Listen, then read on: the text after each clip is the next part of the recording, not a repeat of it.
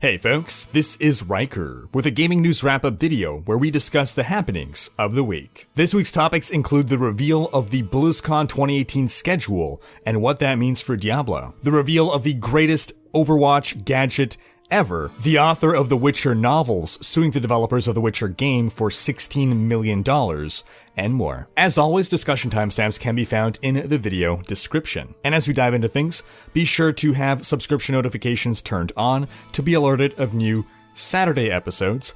This week's video coming on a Thursday because we had some emergency news to cover. And let's dive right into it, starting with Mike Morhaime, president and CEO of Blizzard Entertainment since forever, has stepped down. Mike Morhaime was one of the 3 original co-founders of a little company called Silicon and Synapse back in 1991, which in 1994 renamed itself to Blizzard Entertainment. And after being with the company for 27 years, he finally felt that it was his time to pass on the torch. In a message to the community, Mike Morhaime stated, quote, "Dear members of the Blizzard community, when Blizzard's co-founder Alan Adam first invited me to join him in creating Silicon and Synapse, nothing could have prepared me for the amazing adventure that we would share for the next 27 years. Our original mission and values consisted of 4 simple words that formed our foundation.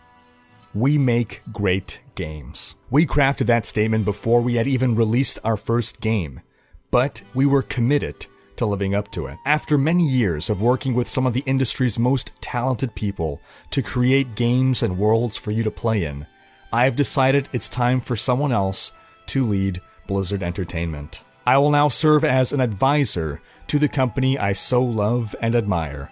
My duties as president of Blizzard will be assumed by my friend, colleague, trusted advisor, and longtime steward of World of Warcraft, J. Allen Brack." Morhaime went on to praise Brack as well as the entire Blizzard staff. He expressed gratitude towards the staff as well as to the community. And toward the end of his message, he stated, quote, "I truly believe that this amazing community has the potential to be a shining light to the rest of the industry by setting a positive example of inclusivity, tolerance, and acceptance towards others.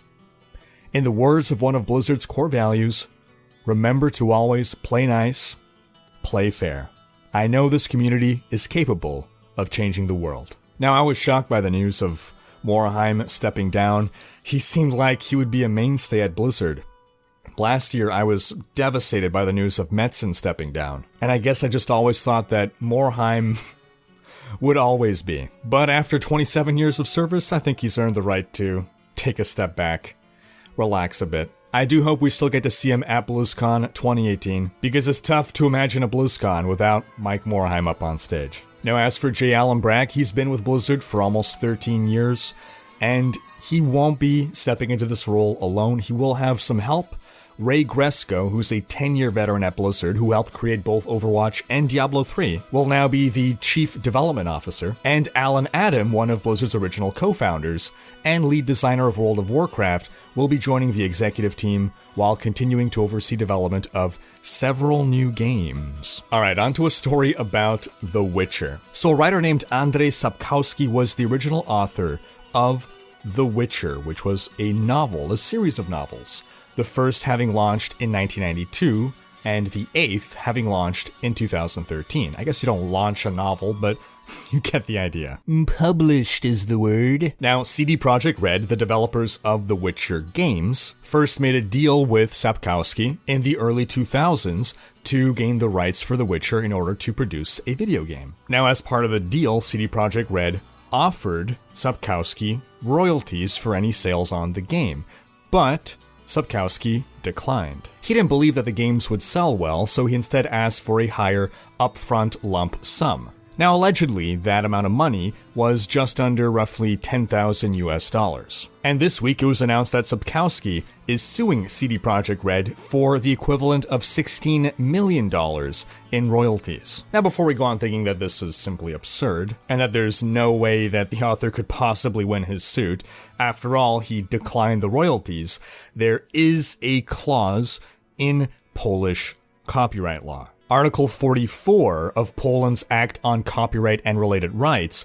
occurs in the event of a gross discrepancy between an author's remuneration and the benefits accrued by the licensee. In other words, the licensee, CD PROJEKT RED, earned a whole lot of money, a whole lot more than the 10,000 or just under that they paid the author. So according to this, in the event of this happening, the author does have the right to go to court to seek greater remuneration. The lawsuit goes on to state, quote, "Careful reading of your contracts concluded with the author might lead one to conclude that if the company did effectively acquire any copyright at all, it concerned only the first in a series of games, and therefore distribution of all other games, including their expansions, add-ons, etc., is simply speaking unlawful." In other words, the author is claiming, hey, I only sold you the rights to make one game, not a whole bunch of games plus DLC. Therefore, you have illegally been using the Witcher brand. Now, CD PROJEKT RED basically replied stating that all of these claims are baseless, which means that this is gonna go to court, and a judge will rule here on Article 44. Now, if you look at past interviews with Sapkowski, you'll see that there's been a bit of a tumultuous relationship between him and CD PROJEKT RED. He clearly has some kind of grudge against them. He, in my opinion, seems jealous of the success of the games. He says at times that it's thanks to him and the popularity of his books that the games became a success. He even believes that the game and the game sales have been hurting his book sales. Some people claim that he stated that video games are stupid and that they are entertainment for idiots, but I tried to trace back that quote. I couldn't quite find it anywhere. So as much as I'd love to jump on the bandwagon of demonizing this guy, I think there's already sufficient stuff out there before we need to start inventing stuff that he said. Though if you can find a source on those quotes, then feel free to drop them in the video description. But what we gotta remember is basically Sapkowski is a 70-year-old man. There's a lot going on here. Basically, CD PROJEKT RED effectively made a fan fiction of The Witcher. They took the setting, the characters, but they went to create their own story, and so I guess I could understand how he could be butthurt over the fanfic version of his work becoming more popular than his work. But I think one thing he really has to acknowledge, and that he adamantly has not, is that the games have brought more sales to his books.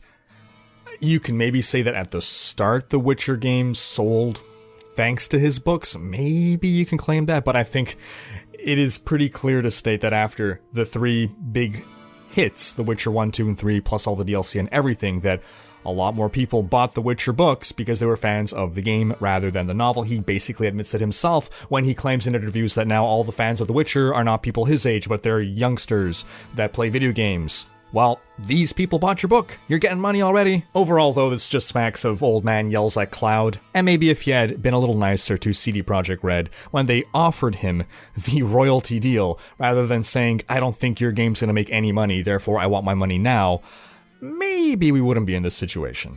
Alright, on to Overwatch news. Today marks the reveal of a new Overwatch gadget that really is something very impressive. It is a levitating snowball. That's Mei's little snowball. Once it turns on, the face has 17 different expressions, and through the power of magnets, or magic, who knows, this is able to levitate on top of a mirrored ice-like surface. It's super cool. And it also has a practical use. You can use it as a cell phone charger. Now, as you can see here, the base. You plug it in, you turn it on, and then you gotta put the little snowball on top. Really simple. As soon as it's hovering over, it automatically lights up. It automagically lights up. I don't know the power of magic. And it's just gotta get it nice and level. Make sure that it's positioned properly over, because these are two repelling magnets. It has to be exactly in the middle to get the hovering working. Alright, just set it down nice and easy, right in the middle, and the hovering will start. It's super easy and simple to do, super simple. Just get it exactly in the middle. Ideally do this on a perfectly horizontal surface and not a bed. Because, yes, it'll balance better on a completely flat surface. It's a happy snowball. Get just, you feel it. You know when it's there. You know when it's in the hover zone. Because you're feeling it kind of balanced in midair. You just gotta squeeze it in. So, yeah. Get Get it. Get it. Come on. Got your nice little snowball. Get it in the hover zone. And. Hey, okay, alright. And we're hovering. We got hover. Okay. And look at that. Look. It's magic. It is absolute magic. Look at that. There's nothing holding it up. And we're just gonna gently okay, no, be happy. Okay, it's spinning. Okay, we got our spinning snowball. Okay, it's stable. Okay, and there you go. Simple as that. We got our spinning snowball. And as you can see there, the USB jack where you can plug in stuff. And look, there's like literally nothing holding this up. It's just complete air. A lot of the trouble that I'm having with this is because I have it on my bed, which is probably not a perfectly horizontal surface. But it is, like, look at that. Look how cool that is. I am just blown away.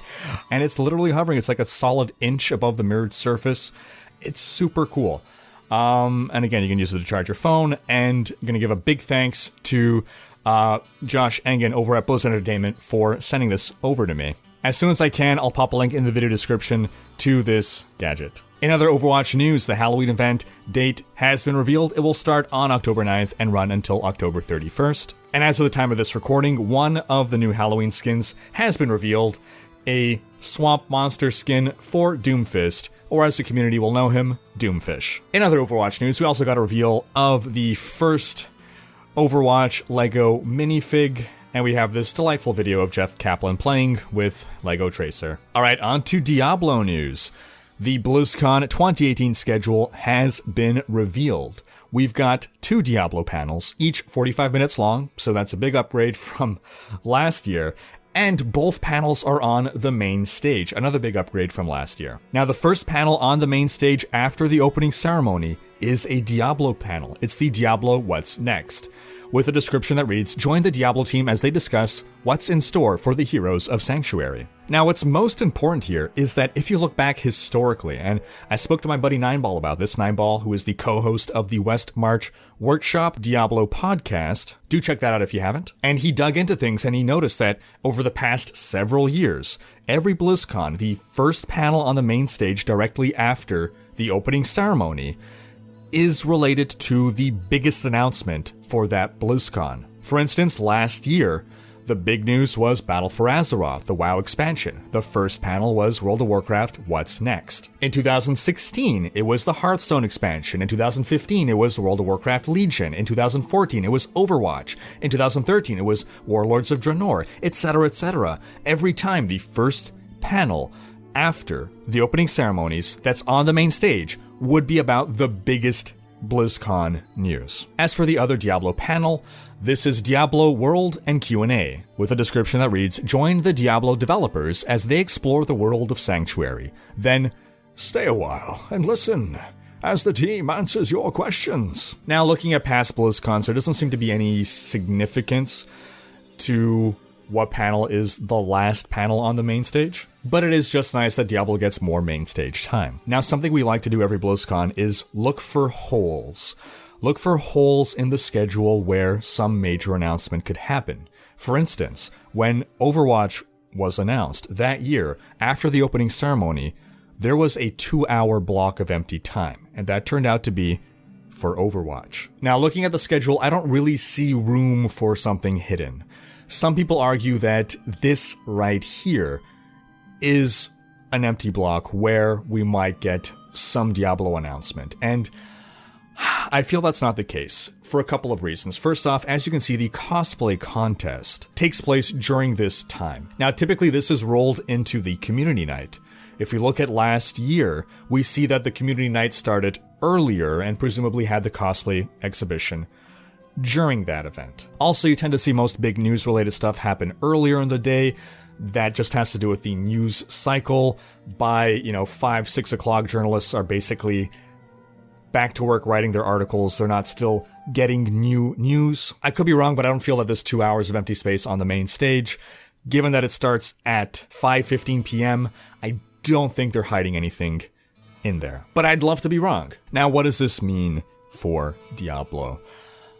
Does this mean Diablo 4? I wouldn't go so far as to say that this means Diablo 4, but it does mean that Diablo is getting a very prominent spot, arguably the best primo spot at BlizzCon, main stage right after the opening ceremony. So whatever it is they're going to reveal or discuss, I am expecting some kind of Diablo announcement. There's no doubt in my mind that there will be some kind of announcement. I don't know what exactly it'll be. It could be a lot of things, but it's definitely given importance. And I think as well, if you look into, as we've previously discussed, the goodie bag, I think that Diablo gets the absolute coolest goodie with the Diablo vinyl figurine. All the games got some little cool doodad, but I think this absolutely steals the show. And I feel that this is going to be a very Diablo-centric BlizzCon, be it remaster, be it new game, be it whatever. I think we're in for some great Diablo news. And we're going to thank Brandy and the Diablo team for sending me a BlizzCon goodie bag. Honestly, this figurine is even better than I expected. The photos that you see online do not do it justice. It is so detailed. As for our weekly update on Diablo job postings, one job has gone down, senior sound designer. And otherwise, that's going to wrap up our news for the week. But do be sure to have checked out last week's video where we discuss the rise and fall of Telltale Games. Thanks for watching. Special thanks to my Twitch and Patreon supporters for making these videos possible. If you like what you see on this channel and want to support the creation of more content, you can consider becoming a Royal Raider on Patreon, where your support is immensely appreciated. We've got a variety of backer rewards, including behind-the-scenes content, monthly virtual hangouts, and more. If you enjoyed this video, please share it, check out these other videos, and subscribe to join Rhykkers Raiders for more gaming content.